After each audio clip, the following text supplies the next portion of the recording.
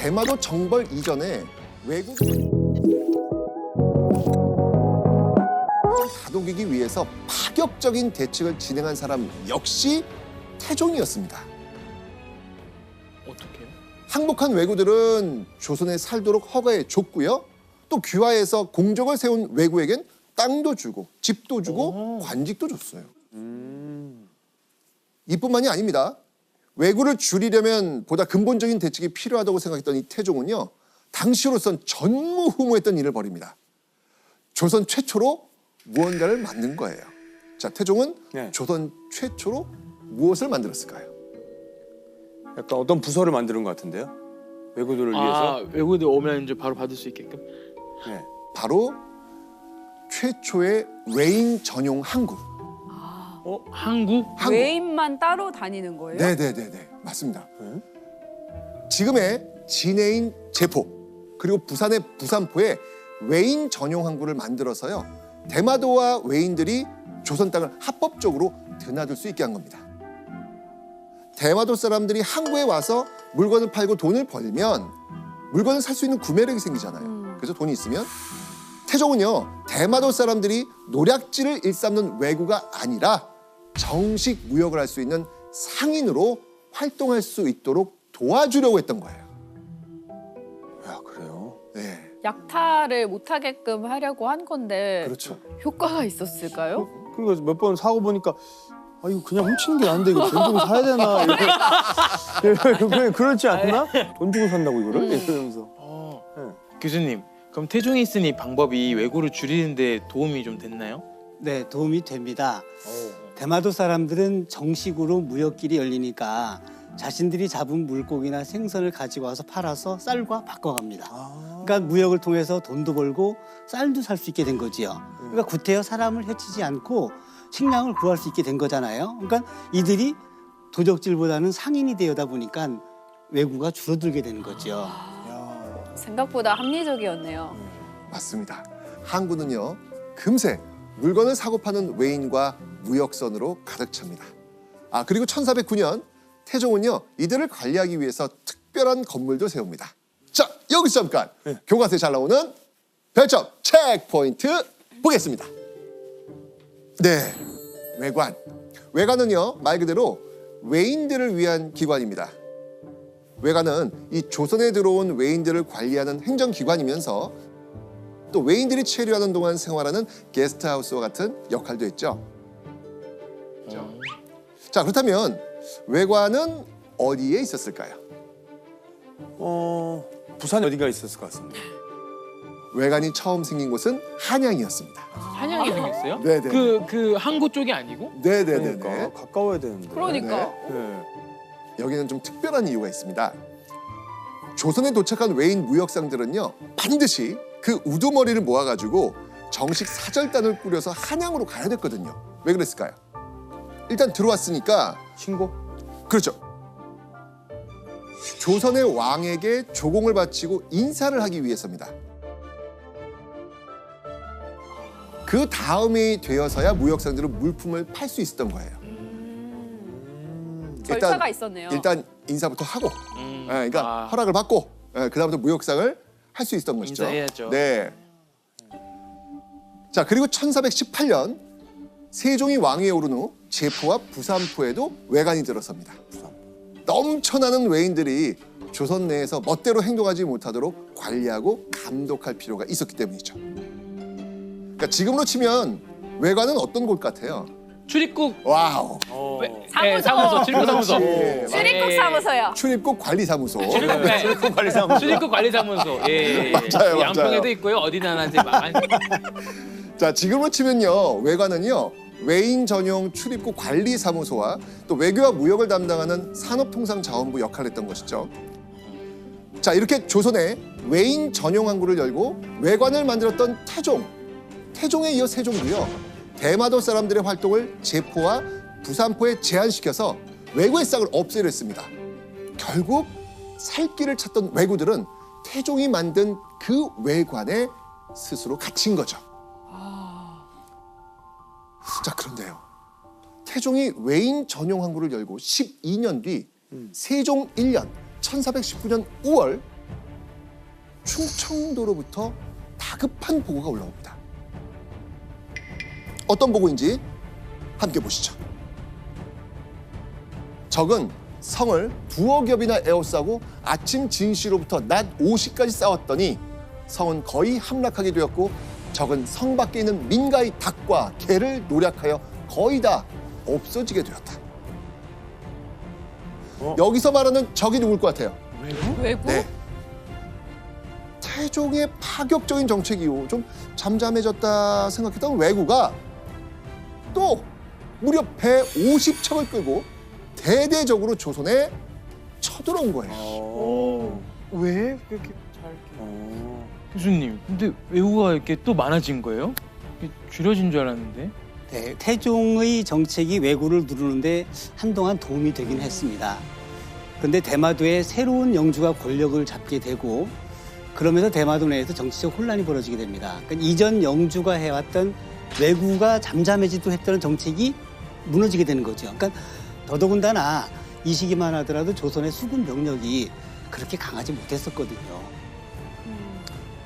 자, 당시 태종의 마음은 어땠을까요? 아, 이렇게 내가 노력을 했는데 또 물거품으로 들어가네 이렇게 생각했을 거예요. 말로는 안 되구나 이렇게 생각. 그러니까 먹을 게 없어가지고 왜구가 된 이 대마도 외인의 처지를 딱하게 여겨가지고 집도 주고 땅도 주고 관직도 주고 심지어 정정당당히 먹고 살 길 외인 전용 항구까지 만들어줬잖아요. 네. 근데 이게 뭐예요? 은혜를 원수로 갚는 왜구 아닙니까? 태종은 두고 볼 수가 없었습니다. 다시는 왜구가 날뛰지 못하도록 철저히 짓밟아줘야 되겠다고 판단했던 것이죠. 자, 그리고 결국 불과 몇 개월 뒤 태종은 왜구 소탕을 위해 대마도로 토벌대를 보냈던 겁니다. 자, 우리가 처음 말했던 바로 그 토벌. 이게 이때 이루어집니다. 그렇게 대마도를 토벌한 이후에 조선은 외인 전용 항구 어떻게 했을까요? 없애죠. 그렇죠. 빗장을 걸어 담깁니다. 자, 그리고 해안에는요 군대를 배치해가지고 철저히 감시했죠. 그런데요 대마도 토벌이 일어난 다음에 1420년 1월에 대마도에서 뭔가를 작심한 듯 조선 조정에 사람을 보내옵니다. 그리고 이 조선 조정 대신들이 깜짝 놀랄 말을 던지죠. 자, 대체 무슨 말을 이 대마도 사람들이 했을까요? 한번 내용 확인해 보겠습니다. 우리 섬으로 하여금 귀국 영토 안에 주군의 예에 의하여 주의 명칭을 정하여 주고 인신을 주신다면 마땅히 신하의 도리를 지켜 시키는 대로 따르겠습니다. 자, 이거 어마어마한 지금 내용을 지금 가지고 온 거예요, 대마도에서. 자, 여기서 주의 명칭을 정해달라는 것, 이게 무슨 의미인지 아세요? 그러니까 우리나라로 인정해달라는 인정해달라는 거잖아요. 네, 왜요? 네. 조선의 경기도, 경상도, 충청도처럼 대마도도 조선의 하나의 지방이 되겠다.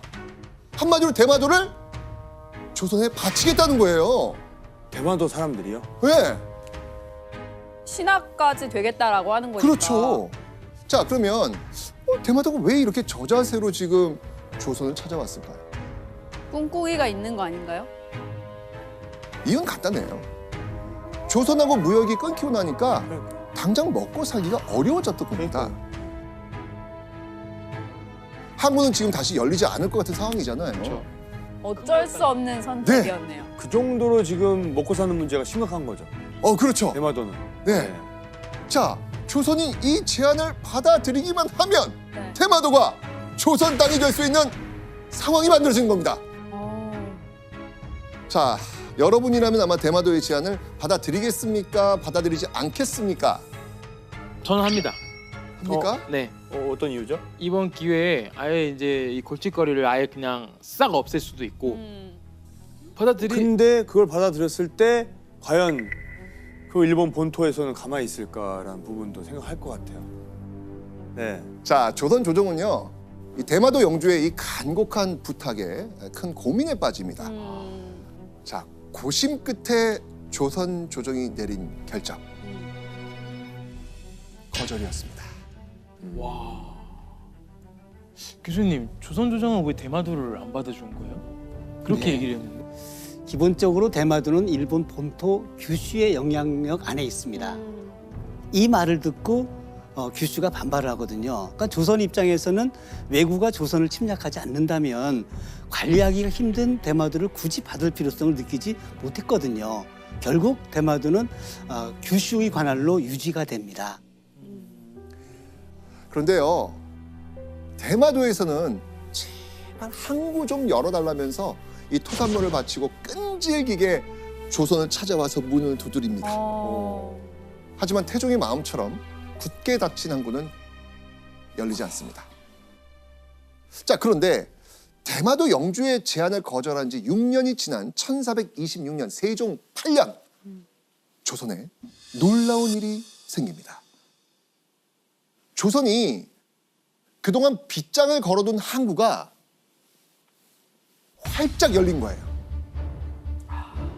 그것도 이전에 열렸던 제포와 부산포 말고 저 위쪽에 지금의 울산이 있는 연포까지 무려 3개나 열린 겁니다.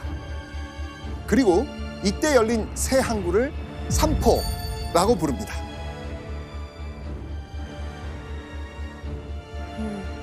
그런데 굳게 닫혔던 항구가 왜 갑자기 그것도 3개나 열렸을까요?